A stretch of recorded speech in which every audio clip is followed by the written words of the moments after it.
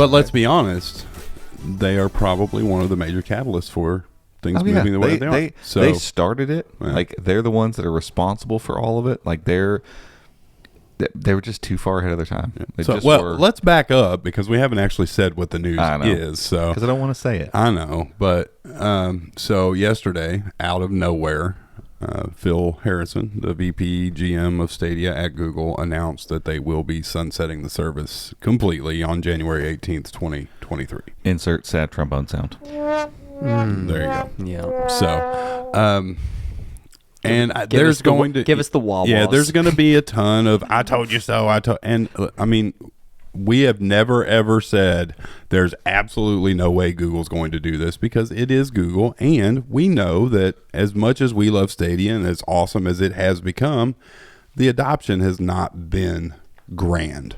And we've talked about that at length. It's in any scale, titles and people. Like, you got to have both, and they're gaining titles, but gaining titles in number is one thing. Gaining titles in like clout is another. Yeah. And big, like when Epic decided and said very clearly, like, Stadia is not worth us developing Fortnite for. It's like, that's not good.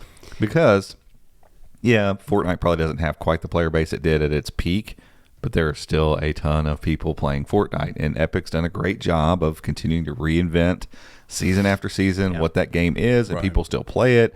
And no, it's not the only one, and blah, blah, blah, whatever. And maybe it's not as popular as it was because it was ridiculous there for a little while. And it's not. But trust me, bunches of people, like, and the fact that my kids play it and all of their friends still play it tells you, like, my daughter's will be 12 in a couple weeks. Like, she is the generation of, like, that gives you a barometer of what kids want to play. Exactly. Yeah. What games are cool and what are not. It's not the ones that 30 or 40-year-olds are playing. It's what kids are playing, and decide that's what pushes this industry forward always. And they still all think Fortnite's cool, and that's crazy. Fortnite's done a good job of capturing the older audience too. I don't play it personally. I've never gotten into it. If I stopped and actually took the time, I probably would. But like, there's a guy in our office who plays it quite frequently. He came to me the other day. I was like, "Oh man, did you see what they're doing? They were doing a whole Dragon Ball Z thing." Oh yeah. That captures the 20 I come home and 30-year-old, my daughter's taking over the TV. She'll drop the switch on the dock and be playing on the TV.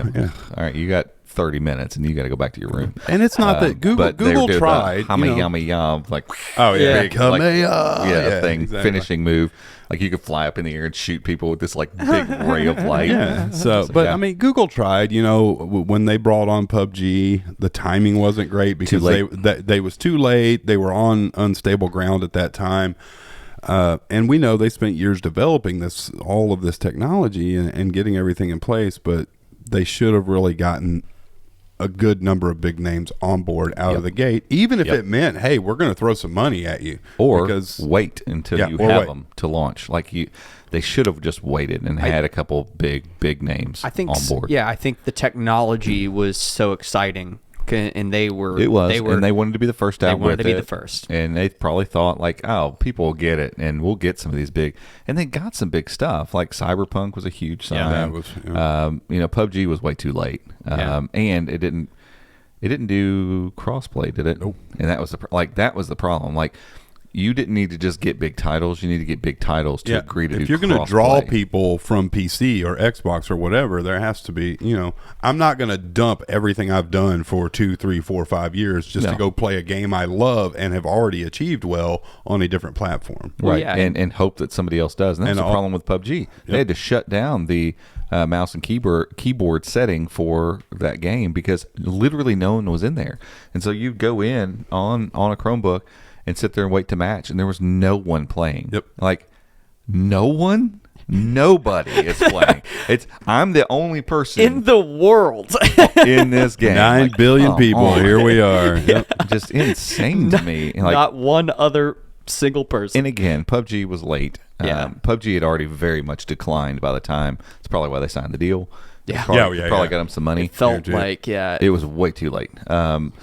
But yeah, they really needed to have signed on a Fortnite or Call of Duty, like Warzone, or something and support crossplay and all those things.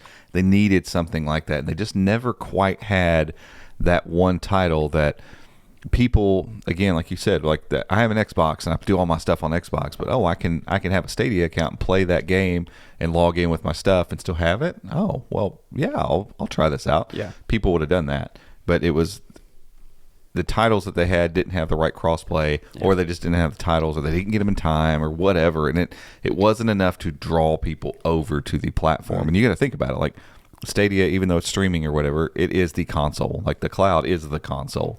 And that was just another console to say, hey, we want to play too. Yeah. And as we've seen with phones over time, guess what? It all shook out, and there's Android and iOS now. Yeah. And there's all these other operating systems. Now there's two. Yeah. Like you got And Xbox and PlayStation. stinks. It's hard to see. Like Switch does its thing because Nintendo's been around, but I think the gaming console arena it's full. Like I don't know who else. So that's why Xbox's game streaming will work. If PlayStation decided to jump in late and do something similar, and it was good and it worked with all the people that they already have, that works. You already have the audience, no big deal. And that's why GeForce Now works, because it taps into all sorts of stuff. Right. That's why these work. And like with Luna, I don't know how Luna will survive, other than Amazon just continuing to throw money at it. That would be my guess. But it's in the same boat as Stadia. It's going to be, unless they throw enough money at it to get developers to decide to make cross-play versions that work with Xbox. And that's a shame, because Amazon and Google are the two companies and I understand there's been all this stuff with Sundar and them, cutting back and all that stuff, but they also have recorded record profits that they had the ability, even pre-COVID, to make this work, and they didn't. And Amazon definitely does. And if Jeff Bezos is stubborn enough, he probably doesn't care about gaming, but he's probably stubborn enough to say, I'm going to make this work just because Google didn't. Yeah. But it stinks, because I've discovered a lot of really cool games. I've been a pro subscriber since day one, and we've got some games on there that I really enjoy playing that I would have never known of if it weren't for that. Right. But there's not any big name titles on Stadia that would have drawn me to it. I just think also, from a big picture look at this, Google, was trying this. The technology was really cool. They wanted to be the first. And now they're kind of maybe looking at the big picture and saying, all right, well, we have Steam on Chrome OS, and we're doing some cool stuff with gaming Chromebooks, and maybe that's our focus, and this other thing just clearly didn't work. So let's just throw in the towel now. Yeah. Instead of honestly, because there's just kind of lingering. It's like lingering right now. White labeling the Stadia, because they've done it already. What was the Verizon or AT&T? AT&T. They've done it, and they obviously know how to do cloud stuff. They know how to do massive servers, and these companies that want to do this kind of stuff, why not go to Google? Yeah. I mean, Google's their overhead's going to be a lot less doing this than it is going to be paying game developers and all that stuff. So yeah, it's a bummer though. So, it stinks. All right, but just to reiterate, he mentioned this. If any hardware purchases or game purchases, you will get refunded for. So I got the email yesterday saying, look out for another email on how to get refunded for your purchases. So I looked through hardware too. Yeah. So because we ordered, I remember we were at Joe's. We were still working out at Joe's house when we ordered the Founders Edition. Get your money back for that, and then I bought PGA. Yeah, I bought PGA, and I looked at all my. Obviously, you're $9.99 for Pro every month. You don't get that back. But anything you bought, you'll get back. And so it's like, I'm going to end up getting like $350 back. Yeah, I was going to say, I'm going to get a chunk of change back. Artem tweeted his game list yesterday, and I'm like, wow, he's going to buy another Tesla with that. Hey, everyone, thanks so much for watching this clip of the Chromecast podcast. If you want to watch the full episode, you can go check the link in the description. It's down there. It's down there.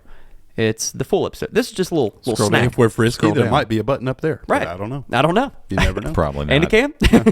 Andrew's like, nah. Nope. Andrew's like, nah, not going to do that. All right. But if you like this, give us a thumbs up. Go in there, click subscribe, and click the notification bell so that you get an alert when we put out another clip of the Chromecast podcast. Okay, catch you in the next one. See you.